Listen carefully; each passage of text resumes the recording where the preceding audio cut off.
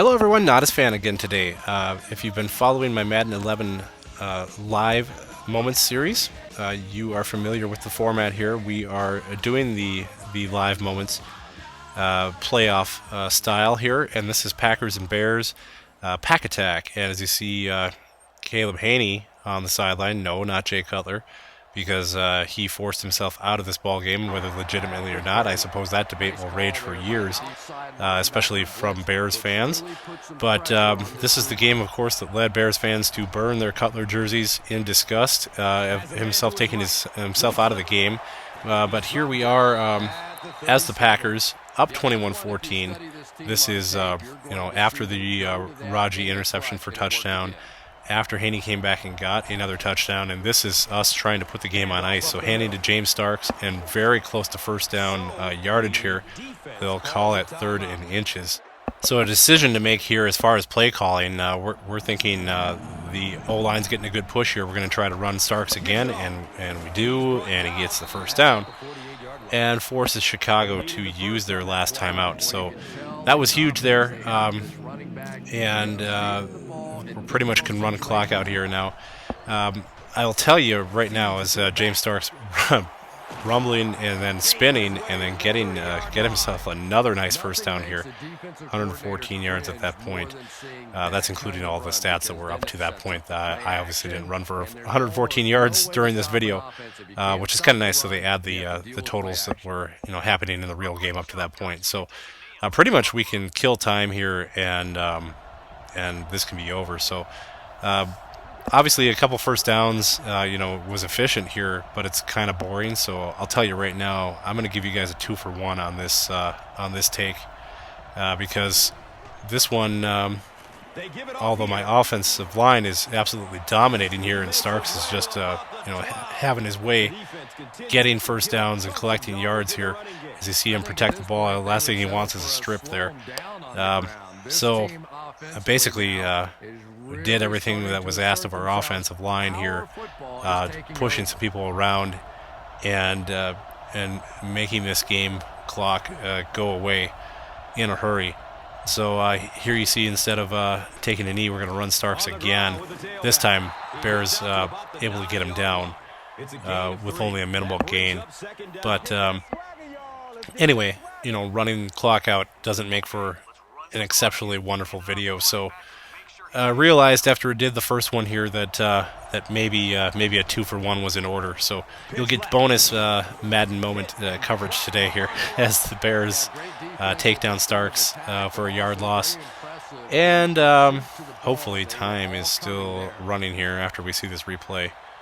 And actually, yep, there it goes. It is running. So gonna run 3rd and 8. We're gonna run up the middle here one more time. This time it's Jackson. So you got 4th and 10 here as they came on the blitz and were able to stop the run.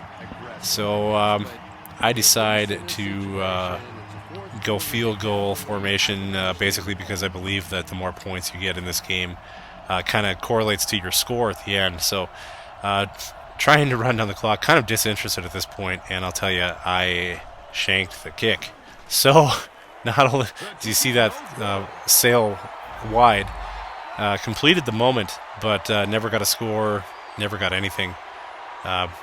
Pretty boring. But people ask me to show, when I fail the games. Although I didn't fail that one, kind of felt like a fail missing the kick. So thought I'd include that for the few people who wanted to actually see a couple fails before the success. And like I said, even though it was ultimately it was a pass. It was a pretty poor passing grade, if you ask me. So wanted to do it again with a little more flair, possibly, but also as dominating on the ground is a nice thing here. But we're looking to pass here, as the Packers will often do.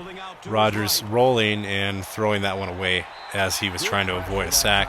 Really didn't see what he wanted open, and got rid of it. So 3rd and 8 now got to deal with here.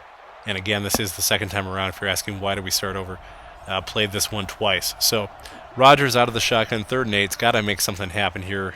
Fake the handoff and down the sideline, and that's not going to happen. So 4th and 8, and Also, punts do not make for very good videos. So I'm going to go for it. Why not? 4th and 8. This is a terrible decision in real life at this part of the field, but hey, it's a game, right? So finding Jennings coming across, making a big 4th down catch, and getting himself a 1st down.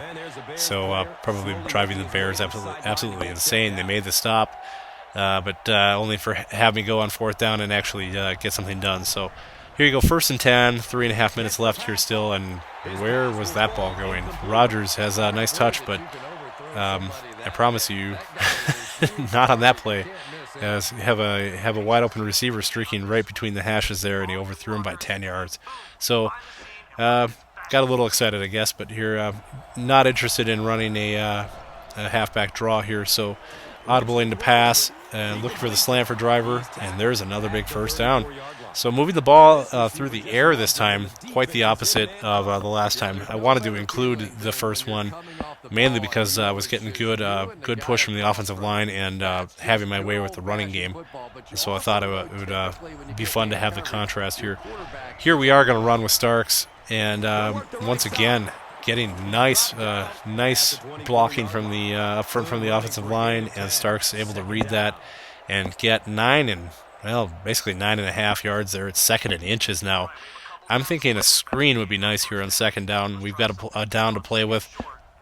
So I'm going to screen the halfback here and hopefully take advantage of a rush. And if it weren't for college and somebody else completely ignoring Urlacher flying around there, that might have even gone to the house. But as it is, Urlacher is a beast back there, and he's able to make a tackle. Had three linemen out there. If one of them puts a body on Urlacher, I'm probably in the end zone. But nonetheless, it's a 1st down, and now we're going to run Starks, and he's going to run hard and get about 5. Chicago will take a timeout here, but they're running out of timeouts, and they're running out of time. So again, back to the ground. Handing off to Starks, finding himself some nice push right up the middle, and a 1st down. So that's the Bears' last time out now, and pretty much can do what we'd like here. Thinking I'm not going to run the clock out this time. I'm going to try to actually go for a score here, and put the foot down to the pedal here. And Starks helps me do that right there. No shot at anybody here. I think the only guy who had a chance to get a hand on him was Urlacher, as you'll see in the replay here. Just a well-blocked play. Urlacher kind of gives a dive to his right-hand side, but doesn't even get a hand on Starks as he goes in the end zone. So now we're looking at, as you see the replay here, yep, Urlacher. They get a body on Urlacher that time, shove him out of the way. So with the kick pending here, we're looking at a 28-14 lead, and that's what we've got. So things looking a bit more comfortable now as McCarthy is happy, congratulating Starks on his touchdown run there. As you see the linebacker boys with the hair, they look like twins in this game. Whether that's very legitimate or not, both Hawk and Clay Matthews look like pretty much the spitting image of each other in this game when they've got their helmets off. So kick deep, and Knox will down that for a touchback. So now Haney and the Bears have to get down the field themselves here. So basically the name of the game here, as Haney throws it away, is play for the deep ball, nothing deep.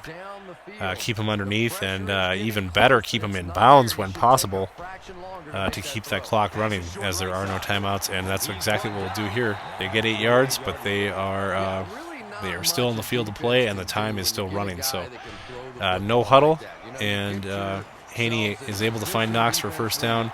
Once again, kept in bounds, clock running. That's all that really matters when you're up 2 scores. Just keep them in front of you and keep the clock running. So Haney once again short to Knox, short of a 1st down, and not out of bounds. So pattern developing here.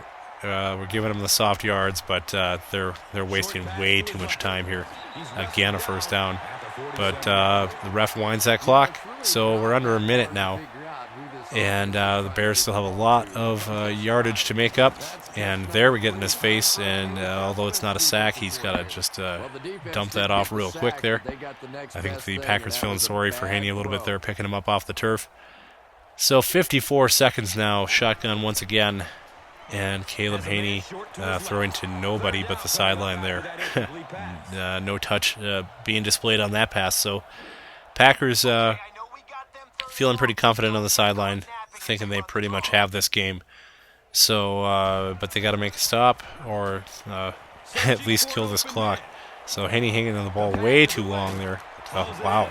Somehow able to make a completion there with a guy draped all over in coverage, but not reacting to the pass well. So spiking it there, 35 seconds left. Not a whole lot of hope for 2 scores with 35 seconds and no timeouts, but crazier things have happened in the NFL. So got to play it out. And Haney once again hanging on the ball for a long time. And completion and touchdown? Nope, Bennett stepped on the line here. Whether he did or not, that is called an incomplete pass. And that was probably their last greatest hope there. As that one goes by the boards, he had a step, he made the catch, but he couldn't stay in bounds. So there's a big sack, and here's a killer as you watch these wide receivers frantically trying to get back to the line to get a snap off here, as all the while the time is running. And it is 4th down, so you can't spike this thing, and so Haney just ends up getting mauled in the backfield there by, I believe, Pickett. So big sack, turns the ball over, and this time I think we were finally just going to say enough is enough and take a knee. So with 9 seconds left and no way for the Bears to stop it, there you go. The Packers put another touchdown on the board and then also were able to make the stop. So that is your Madden Live moment. 2 for 1 today. Hope you enjoyed the action, and I will continue with the Madden Live moments series as we do the playoffs into the Super Bowl, and then we'll work back into the weeks, many of the weeks that we did not cover yet. So thanks for joining me, guys.